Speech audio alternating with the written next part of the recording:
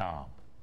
The death of a road worker on the job is highlighting the safety risks those workers face every day. Clay Crutcher was struck and killed yesterday morning by a driver who went inside a marked-off construction zone on Dauphin Island Parkway. Crutcher's bosses say drivers are disregarding work zones constantly, and something has to change. NBC 15's Nicole Fierro went to work zones today to dig a little deeper. Nicole? Greg and Kim at the construction zone on Schillinger Road. There's not only cones, but also a cement barrier to protect workers there. But even with all of that, we still spotted drivers ignoring instructions.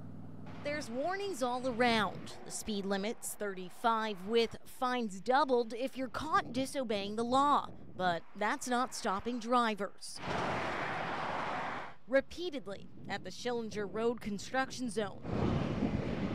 John G. Walton Construction Company's vice president says drivers' need for speed and disregard for construction zone cones terrifies him. I stay awake at night. I got crews working at night on interstate, and on Interstate 10 we've had 4 collisions into our equipment in the middle of the night, and I don't know, something's got to be done. This interview with Vice President Roger Dixon's from yesterday's scene, where employee Clay Crutcher was just hit and killed by a car driving in a construction zone. You'd think a crime scene, orange cones, construction, and police cars would keep drivers in check.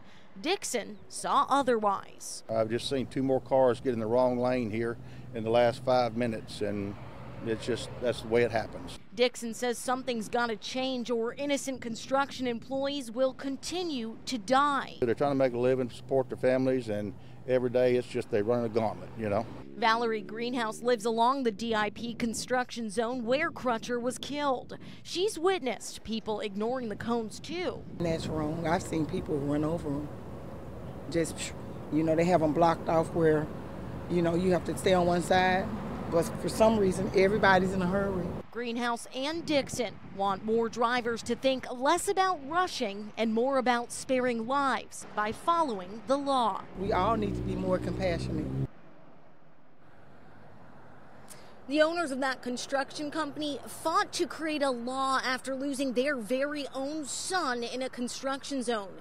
It says vehicular homicides are a Class C felony, punishable with 1 to 9 years in prison. Reporting live in Mobile, Nicole Fierro, NBC 15 News.